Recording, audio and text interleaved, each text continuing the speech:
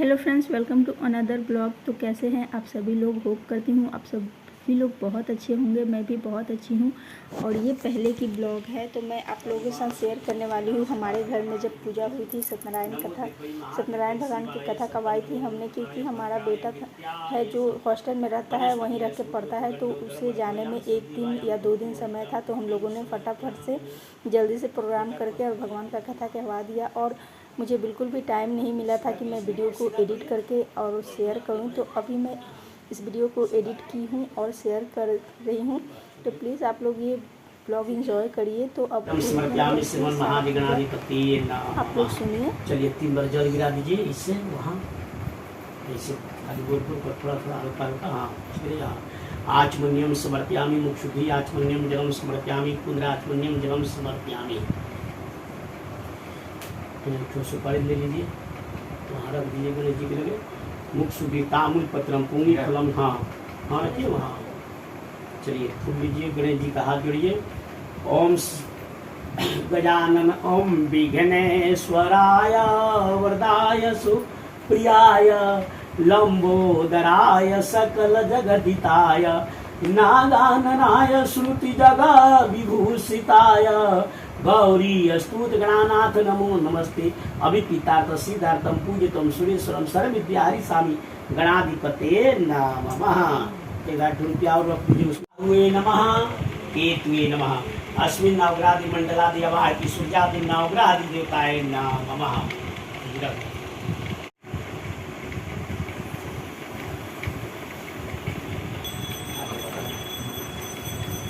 श्री सत्यनारायण देवताय नमः। वस्त्रम समर्पयामि वस्त्रम समर्पयामि। और तुम चौड़ा करो भगवानों के भी श्रृंगार कर जरा चला दो। फ्रेंड्स, पूजा का इतना ही क्लिप मैंने शूट किया था। उसके बाद उसी दिन शाम को मैं अपने बेटे के लिए ये खास्ता ठेकुआ बना रही हूँ, जिसके लिए मैंने सामान इकट्ठा किया है। जैसे कि मैंने चीनी लिया है आधे कप, और नारियल कट करके लिया है, और आधी गिलास पानी लिया है। तो मैंने सबसे पहले चीनी को गला लिया था। गलाने के बाद मैं इसे आटा में मिक्स करूँगी।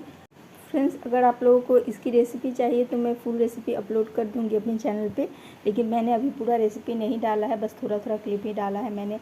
तो चीनी को गलाने के बाद मैं इसे आटा लगा लूँगी। उसके बाद मैं इसे छोटी छोटी टिक्की के आकार में बना के और फ्राई कर दूँगी, और उसे ठंडा करके डब्बे में भर के रख दूँगी, क्योंकि ये एक बार बना देने के बाद आराम से 1-2 सप्ताह चल जाता है। तो बेटे को मैंने बना के दे दिया था।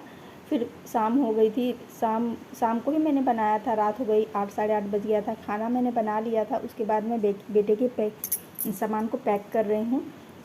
तो दिन में ही मैंने पूजा होने के बाद सारा आयरन करके रख दिया था उसके कपड़ों को। उसके बाद मुझे उसे तह लगा के सरियाना था। तो मैं सोच रही थी मैं क्या करूँ, कैसे करूँ, क्योंकि बरसात का दिन है ना, और तो गीला होने का चांस है। इसीलिए मैंने क्या किया था, सारे कपड़े को प्लास्टिक में भर भर के पैक किया था। और मैं सारे पैंट्स, सारे शॉर्ट्स और टी शर्ट वगैरह, शर्ट वगैरह एक अलग अलग जगह पे मैंने प्लास्टिक में भर के रख दिया था। और हस्बैंड के मेरा हेल्प कर रहे थे पैकिंग कराने में। तो मैं सारे को रख रही थी और वो प्लास्टिक निकाल के मुझे दे रहे थे।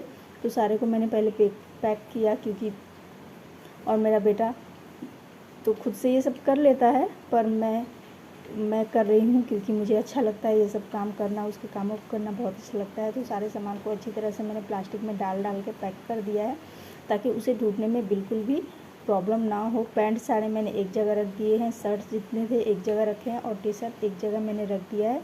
और जो छोटे कपड़े हैं जैसे पैंटी हुआ या फिर गंजी हुआ, रुमाल हुआ, तो एक जगह मैंने करके रख दिया है। और फिर उसके बाद पैकिंग करने के बाद हम लोगों ने खाना खाया था। खाना खाने के बाद फिर से सुबह अर्ली मॉर्निंग उसका ट्रेन था। तो उसके बाद मैं उस ट्रेन के लिए भी मुझे खाना कुछ बनाना था, क्योंकि बहुत ही सुबह ट्रेन था, 6 बजे के पहले था। तो घर से उसे निकलना था 3 3:30 या 3:45 बजे के करीब निकलना था। तो हम सब लोग 2:30 बजे के करीब सुबह में उठ गए थे, और ऑलरेडी 8:30 बज चुका है। उसके बाद खाते पीते सोने में हमें 12 तक बज गया था, रात के 12 बज गए थे। क्योंकि अभी मुझे देखिए मैं पैकिंग कर रही हूँ और अभी रात के 8:30 बज रहे हैं। उसके बाद हम लोगों ने खाना खाया था। खाना खाने के बाद फिर से मैंने उसके लिए रात का खाना, ट्रेन के लिए खाना बनाया था। तो उसके बाद खाना को ठंडा किया, सारे सामान को वो किया। उसके बाद मैं सोने चली गई थी। सोते सोते 12 बज गया था, क्योंकि 11:30 बजे तक हम बिस्तर पर आ गए थे, फिर भी 12 बज गया था। सारे सामान को मैंने पैक कर दिया था। ये जो डब्बी है तो इसमें मैंने उसके लिए छोटा छोटा केक बनाया है। तो वो बोला कि मम्मी मैं इसे अपने पास में रखूँगा हैंड बैग में, तो मैं खाते जाऊँगा ट्रेन में, इसीलिए मैंने बाहर ही रख दिया था। और ये जो कपड़े पड़े हैं वो पहन के जाएगा, इसीलिए इसको मैंने बाहर रख दिया था। बाकी सारे को पैक कर दिया था। पैक करने के बाद में हम लोगों ने खाना खा लिया था। उसके बाद में चली जाऊँगी उससे ट्रेन का खाना बनाने के लिए। सारे सामान को मैंने पैक करके रख दिया। उसके बाद में खाना खाने के बाद मैं सीधे आ गई थी।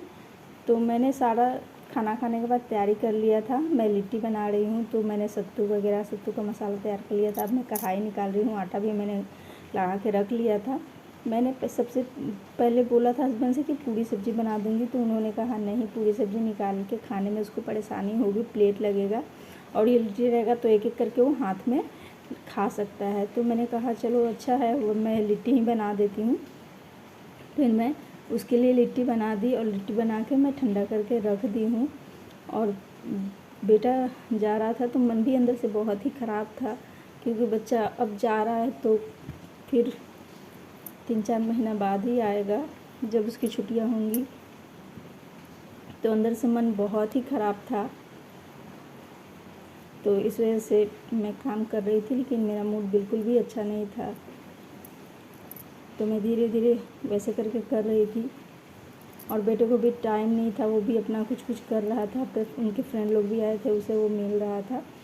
तो मैंने फ्राई कर लिया था। तो देखिए सारी लिट्टी को मैंने भर लिया है और कुछ को मैंने फ्राई करने के लिए डाल दिया है। और इसे ये जब बन जाएगा ना तो इसे मैं ठंडा करूँगी, ठंडा करके रख दूँगी। सुबह में इसे मैं पैक करूँगी। भोर में हम लोग सारे फैमिली उठ गए थे, 3 बजे के पहले ही उठ गए थे, क्योंकि उसे जाना था, अर्ली मॉर्निंग उसका ट्रेन था। और स्टेशन जाने में भी 1-1.5 घंटा से ज़्यादा का समय लगता है, जहाँ से ट्रेन पकड़ना होता है। तो मैंने जब उसके लिए लिट्टी बना लिया था, सारा खाना बना लिया था, उसके बाद मैं बैठ गई थी आकर। और मुझे बहुत ज़ोरों की प्यास लग रही थी, तो मैंने पानी पिया और हस्बैंड से बात कर रही थी कि बहुत लेट हो गया है। अभी मैं किचन की मुझे साफ़ सफाई भी करनी है। साफ़ सफाई करने के बाद ही मैं सोने जाऊँगी, क्योंकि खाना बनने के बाद किचन को ऐसे गंदा रख के तो नहीं सो सकते हैं, उसे साफ़ सफाई करके ही सोना होता है, वरना कॉकरोच वगैरह, छिपकली वगैरह आते हैं, अच्छा नहीं लगता है इसलिए।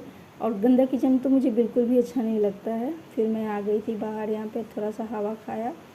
बहुत ही गर्मी लग रही थी, गर्मी भी बहुत ज़्यादा थी। उसके बाद मैंने पानी पिया। फिर मैं हस्बैंड से बोल रही थी कि अब सोने चले जाएंगे किचन को साफ़ करने के बाद। और उसके बाद फिर मैंने कुछ भी शूट नहीं किया। सुबह में मैंने कुछ भी शूट नहीं किया। मेरा मन बहुत ख़राब था, क्योंकि मेरा बेटा जा रहा था, इस वजह से। तो फ्रेंड्स, अगर आप लोगों को वीडियो पसंद आती है तो प्लीज़ एक लाइक कर दीजिएगा, चैनल को सब्सक्राइब कर दीजिएगा और प्लीज़ मुझे सपोर्ट करिए। और जो भी अगर थोड़ी बहुत गलती होती होगी तो प्लीज़ आप लोग इग्नोर करिएगा, क्योंकि ब्लॉग मैं फ़र्स्ट टाइम बनाना शुरू की हूँ, तो मुझे उतना आइडिया नहीं है कि ब्लॉग कैसे बनाते हैं। तो मैं धीरे धीरे सीख जाऊँगी।